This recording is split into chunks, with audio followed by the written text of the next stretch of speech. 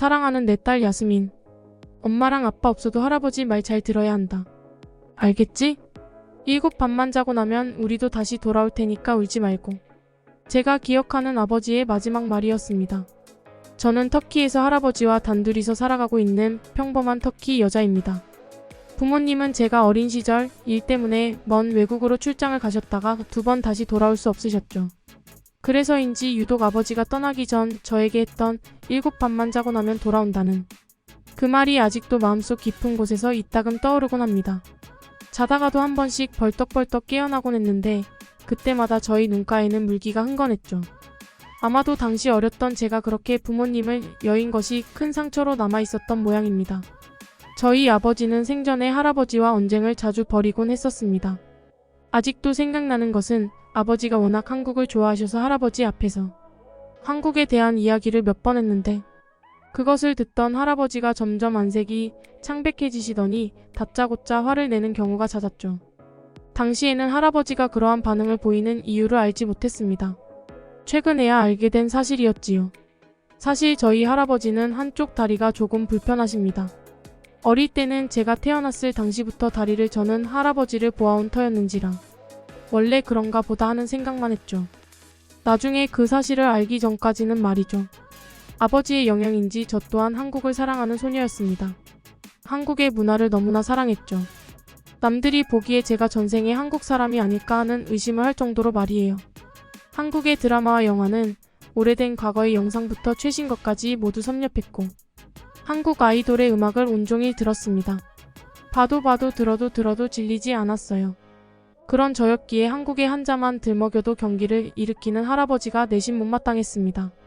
부모님을 여의고 혼자서 저를 키우시느라 온갖 고초를 다 겪으신 할아버지라는 것을 저 또한 잘 알고 있었지만 아버지와의 추억이 담겨있고 제가 그토록 좋아하는 한국을 대놓고 싫은 티를 내시니 제 마음이라는 게 마음대로 되지 않더라고요.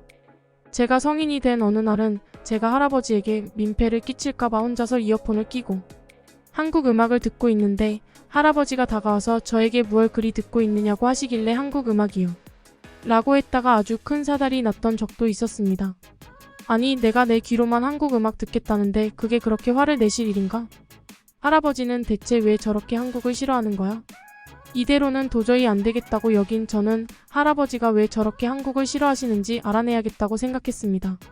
그 당시에 저는 할아버지에 대한 감정이 아주 복잡했습니다.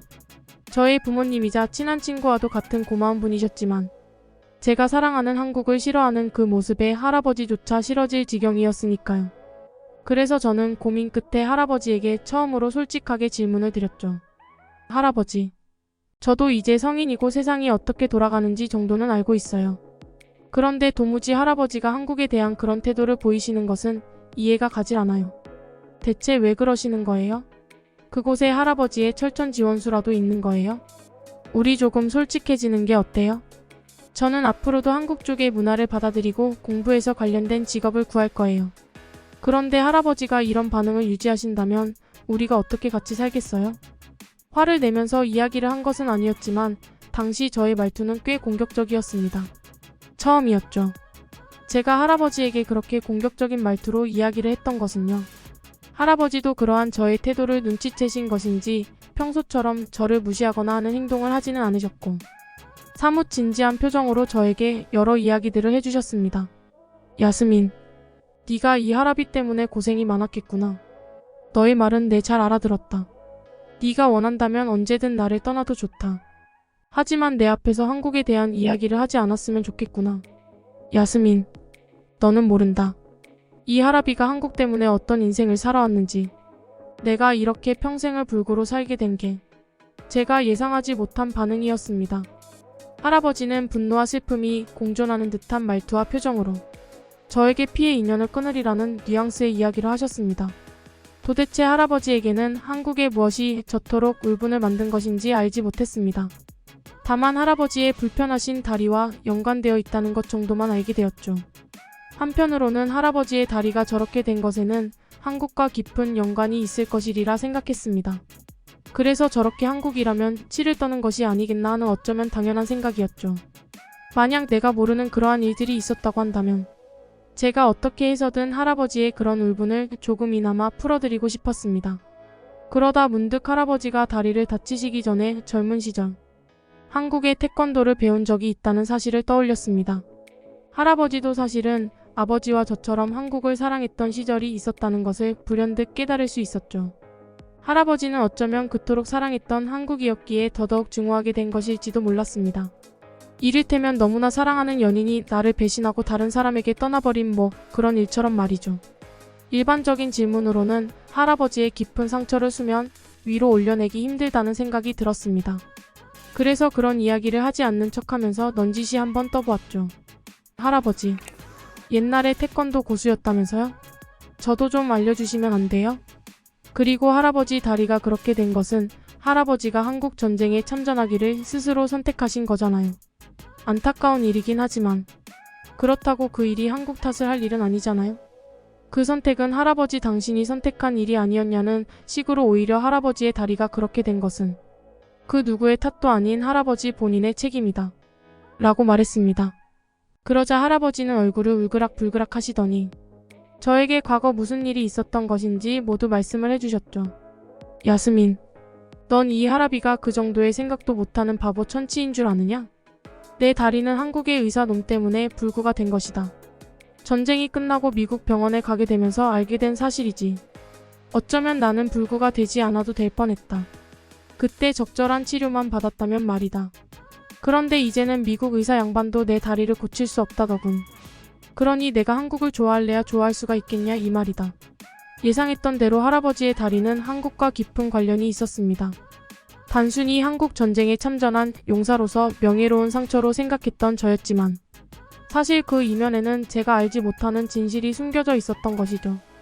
타인을 위한 희생정신으로 참전한 외국에서 불의의 사건들로 다리를 다친 것도 억울할 텐데 후진한 의술을 가지고 있던 의사 때문에 평생을 다리가 불편한 불구로 살아가고 있다는 생각을 가진 할아버지가 안쓰러웠습니다. 어쩌면 제가 할아버지에게 한국에 대한 이야기를 꺼내는 것이 죄를 짓는 것은 아닐까 하는 느낌마저 들었죠. 그러한 할아버지의 비밀을 알게 된 저는 그 이후로 한국에 대한 이야기를 할아버지에게 일절 꺼내지 않았습니다. 할아버지는 한국 이야기만 하지 않으면 아주 자상하고 인자하신 분이었기에 저와는 아무런 갈등도 일어나지 않았어요. 하지만 이러한 현상에는 보이지 않는 희생이 있었습니다. 바로 저의 희생이었죠.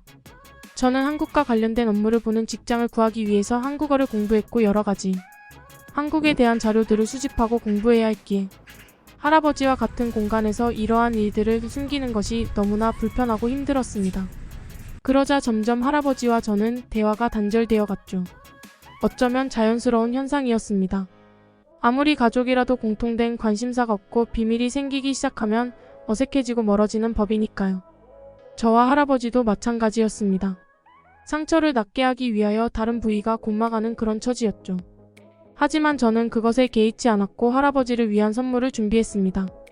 아마도 실패할 확률이 아주 높은 선물이기에 준비하면서도 조금은 무서웠지만요. 그러던 어느 날 할아버지는 저에게 말씀하셨습니다. 저와의 사이가 시간이 지날수록 조금씩 되면 해진다는 것을 할아버지도 느끼신 듯 했죠. 할아버지가 원한 것은 이게 아니었을 테니 말입니다. 할아버지는 하나뿐인 손녀딸의 미래에 본인이 도움은 되지 못할 망정 방해나 하는 것 같아서 마음이 편치 않다고 하셨습니다.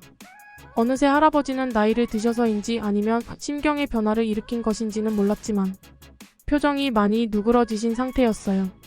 그 모습을 본 저는 어쩌면 제가 할아버지를 위해서 준비한 선물이 성공할지도 모른다는 희망을 가졌죠. 그래서 저는 본색을 드러냈습니다. 할아버지, 저 솔직하게 말씀드릴게요. 할아버지가 한국에 대해 저기를 드러내는 것에 너무나 공감해요. 나라도 아마 그랬을 것 같아요. 하지만 할아버지, 지금은 달라요. 세상이 그때와는 많이 변했다고요. 그리고 한국의 병원에 가서 할아버지의 다리를 치료할 겁니다.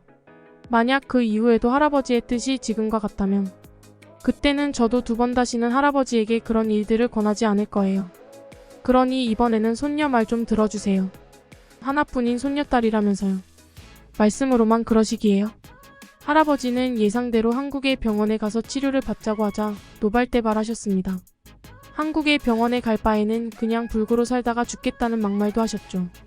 하지만 저 또한 포기하지 않고 완강한 모습을 유지하자 할아버지는 저의 진심을 눈치채셨습니다. 저 또한 고집은 한 고집하니까요.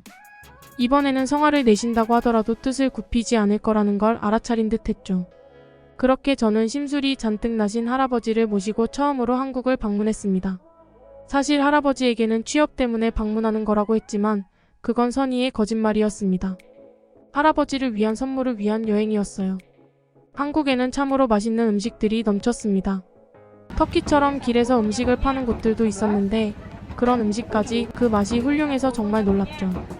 할아버지도 처음에는 심술이 잔뜩 나신 표정으로 뾰루통하셨는데 시간이 지날수록 그 심술보는 온데간데 없어지고 한국의 신기한 문화들에 정신을 빼앗긴 듯 했어요.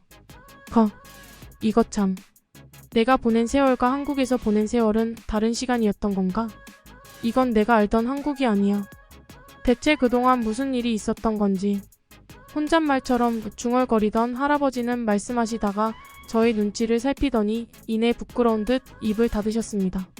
그렇게 저와 할아버지는 아주 의미 있는 한국 여행을 마치고 터키로 돌아왔습니다. 그리고 이제는 더 이상 다리를 쩔뚝거리지 않는 할아버지와 행복한 나날들을 보내고 있지요.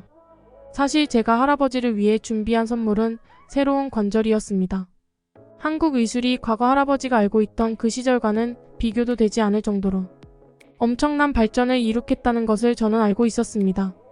그래서 할아버지의 다리를 치료해줄 방법이 없을까 하다가 줄기세포를 이용한 치료를 알게 되었던 것이죠. 비록 저렴한 금액은 아니었지만 할아버지의 건강해진 다리를 보자면 절로 흐뭇해지는 요즘입니다. 야스민, 이 할아비가 내 친구 중에서 체력이 제일 좋은 거 알고 있니? 다리가 편해지니까 옛날보다 운동 효과도 훨씬 좋은 것 같아. 아, 태권도 배우고 싶다고 하지 않았니? 이 할아비한테 한번 배워볼래?